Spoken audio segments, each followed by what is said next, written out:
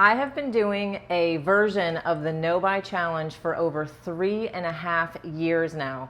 And in today's video, I'm going to be sharing with you the 4 biggest changes that I have noticed about myself and my spending habits. Number 1, items become just that, items. I used to go into HomeGoods, pick up the items, start to look them over, and then I would start to immediately think things like this. This lamp is so much nicer than the one I have. Is my kitchen glassware outdated?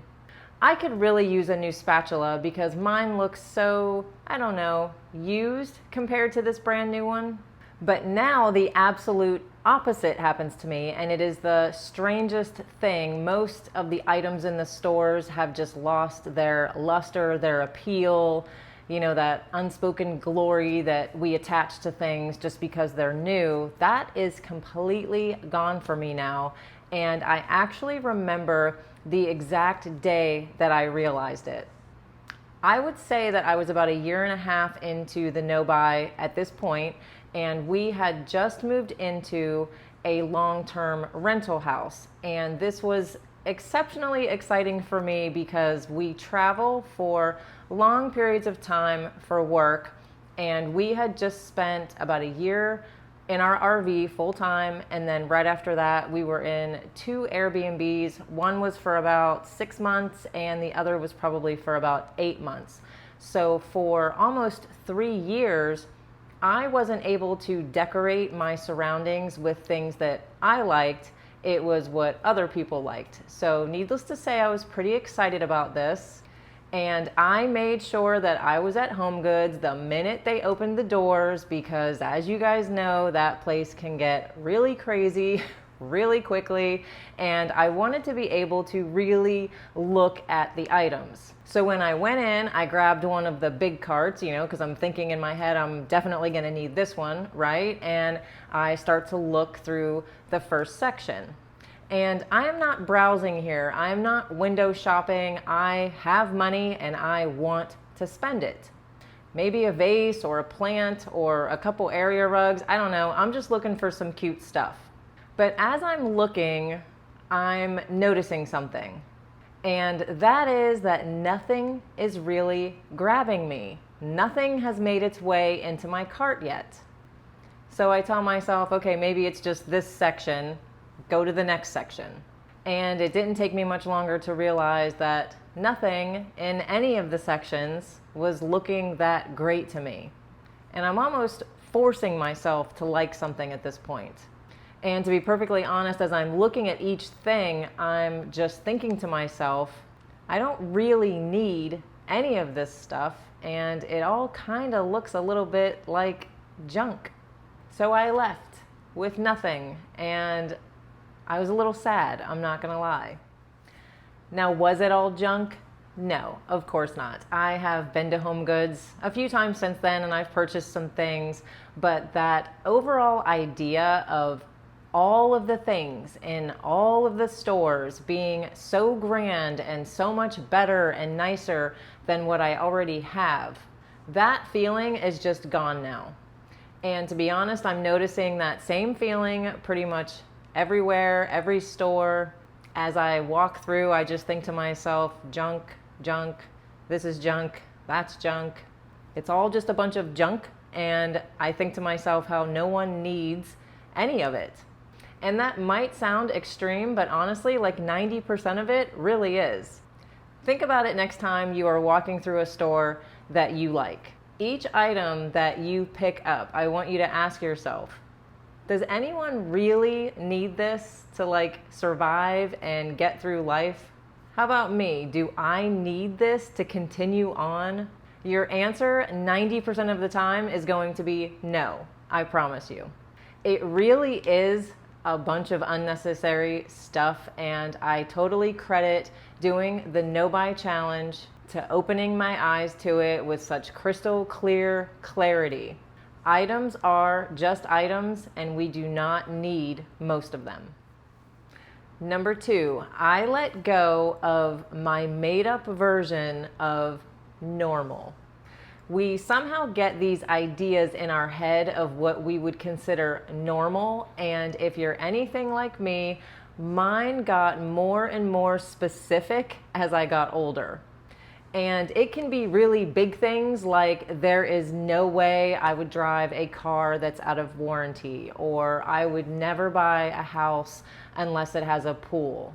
And it can go down to less expensive things like I only wear mother jeans, or I only drink top shelf, all the way down to really seemingly insignificant things like I only use Hellmann's mayonnaise or Philadelphia cream cheese, right? And we all do it. We all have our favorites, our preferences, what we consider normal to us.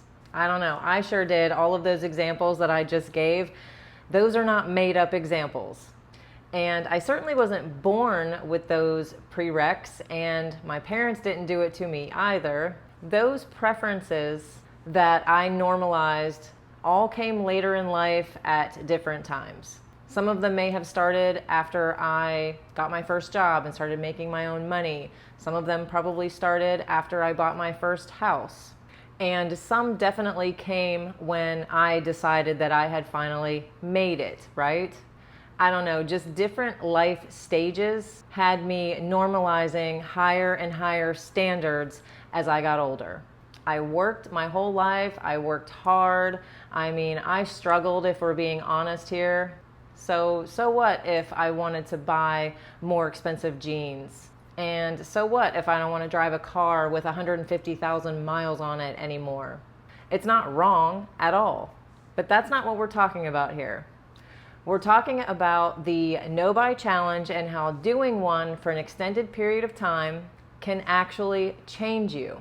So when you challenge yourself to stop buying things, even your regular things, your normal things, you just stop spending your money on almost everything that you're used to spending it on, so that you can now do other things with that money. You've got goals like you want to pay off debt, or you want to start saving for your retirement. When I did that, I realized that those normal things that I was buying all along could be easily replaced with a much cheaper, smaller, less fancy version, and I would be just fine.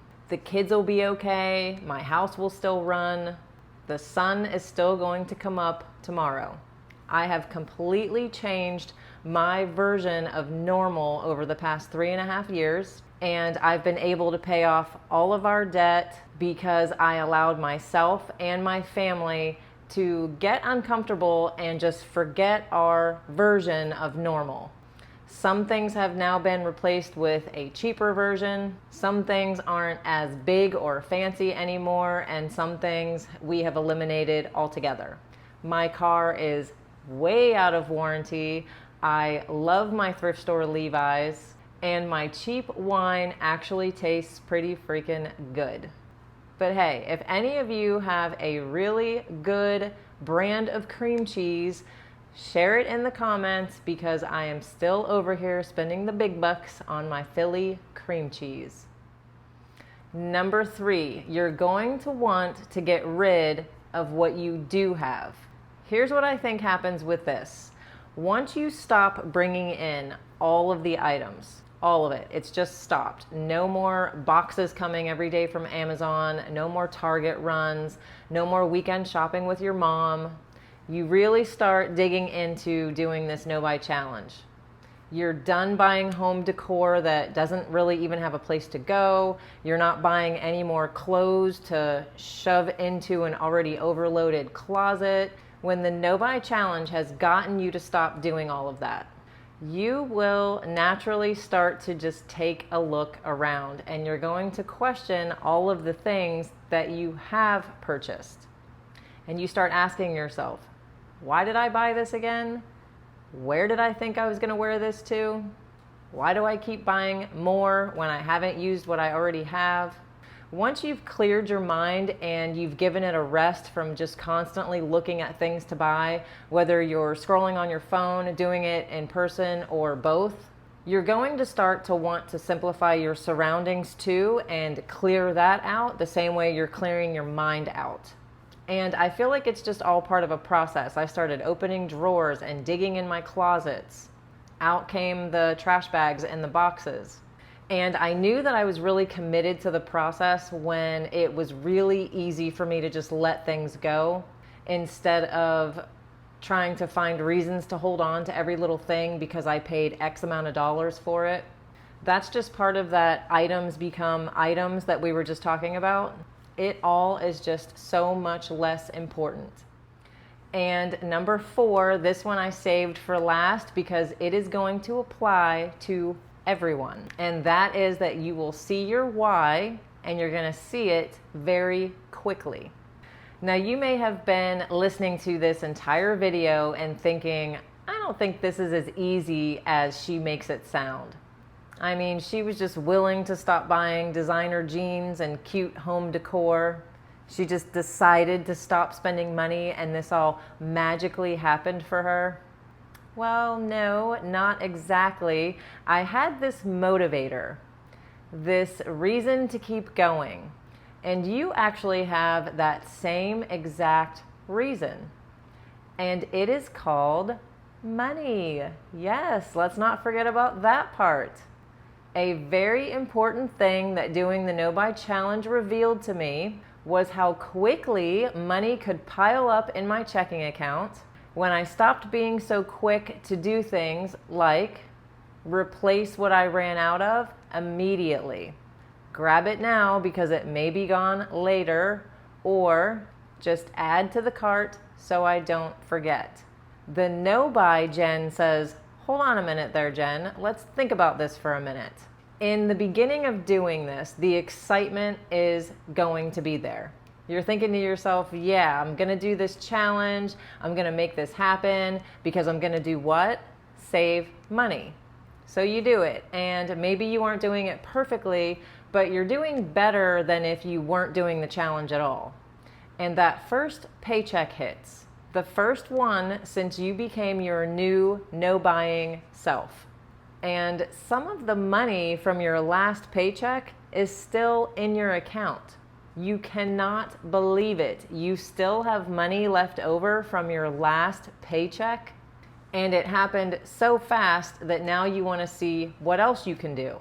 You want to see where you can save even more. Again, this is all part of that process that I keep mentioning. You start to ask yourself questions that you were not asking yourself before.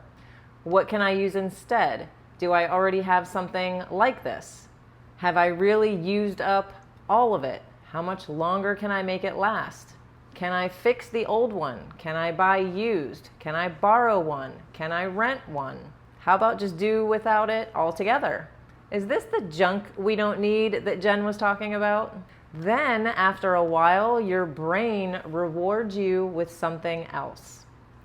You're going to get a whole new built-in filter.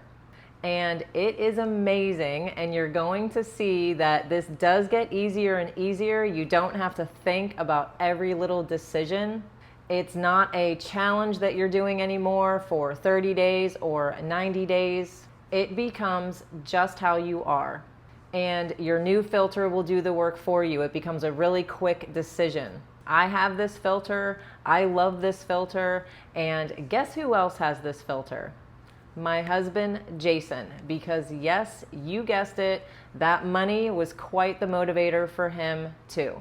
If you are curious about a no buy and want to know how to get started with one, I have a few videos for you to check out. I put them all in the pinned comment below. And you could also check out this video right here where I talk about 16 specific things that I no longer buy and how that has helped me to become debt free.